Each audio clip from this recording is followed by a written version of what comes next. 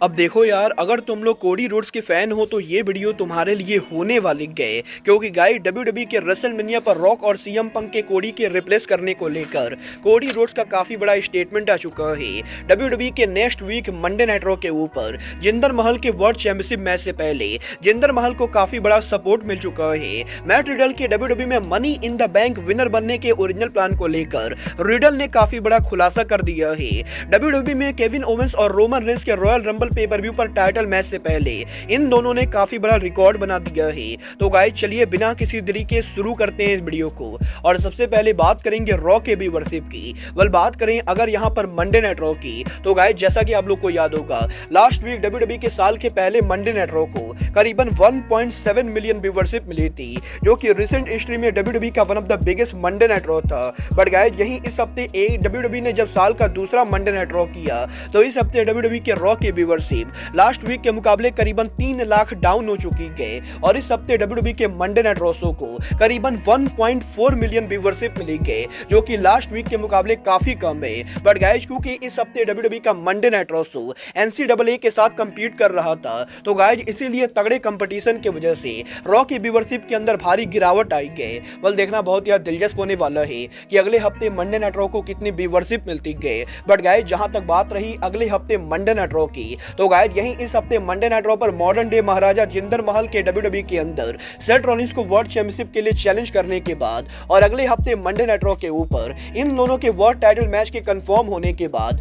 आज यहां पर सोशल मीडिया पर डब्ल्यूडब्ल्यूई के राइवल एईडब्ल्यू के ओनर टोनी खान के द्वारा जिंदर महल को लेकर काफी सारी उल्टी सीधी बातें की गई। और यही टोनी खान के काफी सारी उल्टी सीधी बातें करने के बाद अब सोशल मीडिया पर फैंस की तरफ से जिंदर महल को काफी तगड़ा सपोर्ट मिला है। और गाइस यहां पर डब्ल्यूडब्ल्यूई के फैंस की तरफ से सोशल मीडिया पर जिंदर महल के काफी ज्यादा सपोर्ट मिलने के बाद अब नेक्स्ट वीक डब्ल्यूडब्ल्यूई के मंडे नाइट रॉ के ऊपर जिंदर महल को क्राउड काफी शेयर करने वाली है। और सोशल मीडिया पर तो कई सारे लोगों का यह भी कहना है कि जिंदर महल को डब्ल्यूडब्ल्यूई को वर्ल्ड चैंपियन बना देना चाहिए।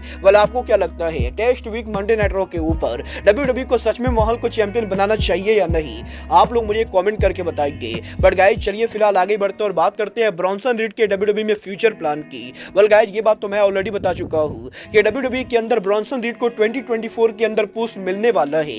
और अब इस चीज को लेकर लेटेस्ट रिपोर्ट सामने आ रही है कि डब्ल्यूडब्ल्यूई के अंदर बहुत ही जल्द रेसलमेनिया के बाद ब्रॉन्सन रीड को मेजर पुश दिया जाएगा।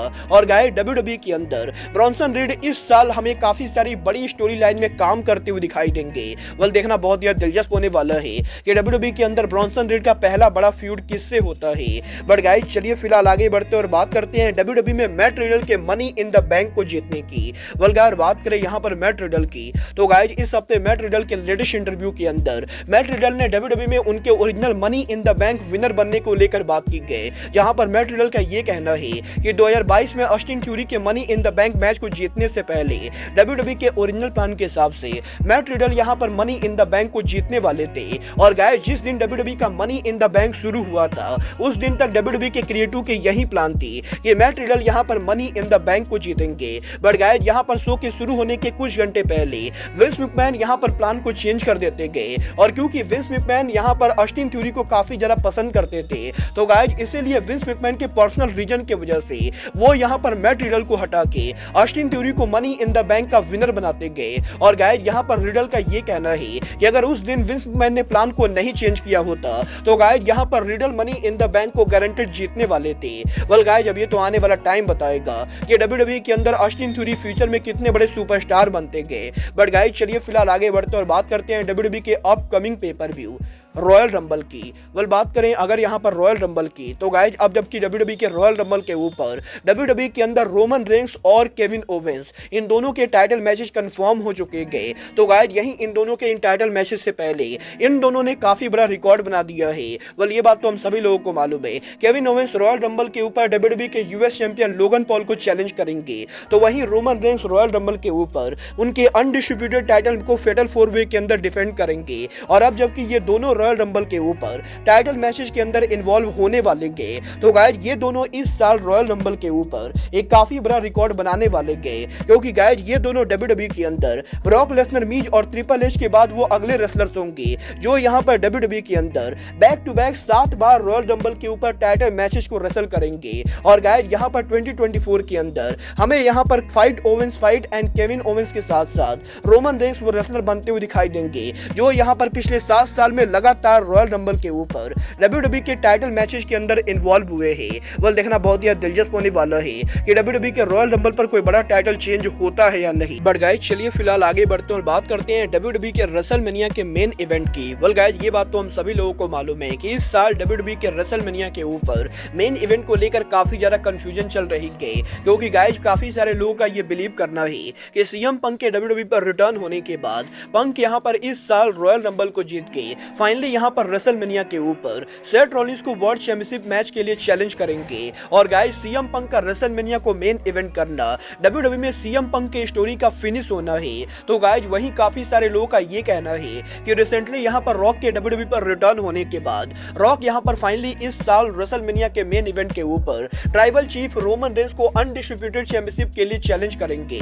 और गाइज अब जबकि रेसलमेनिया नाइट 1 और नाइट 2 के ऊपर सीएम पंक और रॉक की चैंपियनशिप मैच में कंपीट होने को लेकर बात हो रही है, तो गाइज काफी सारे लोगों के मन में ये भी सवाल है कि अगर यहाँ पर पंक और रॉक रेसलमेनिया नाइट 1 और नाइट 2 को मेन इवेंट करेंगे तो गाइज कोडी रोड्स रेसलमेनिया के ऊपर क्या करेंगे।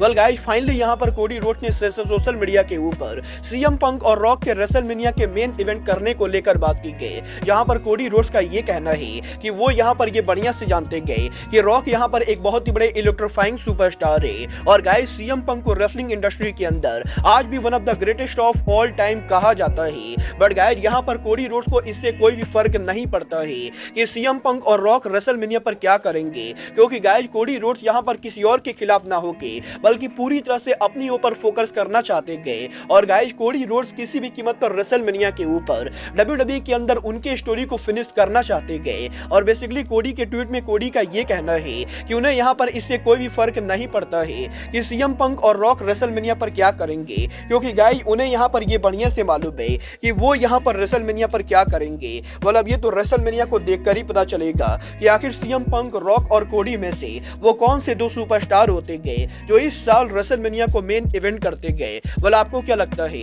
WWE के रेसलमेनिया पर इन तीनों में से किन दो को रेसलमेनिया मेन इवेंट करना चाहिए? आप लोग मुझे कमेंट करके बताएंगे। बट गाइज अब आज के इस वीडियो में बस इतना ही।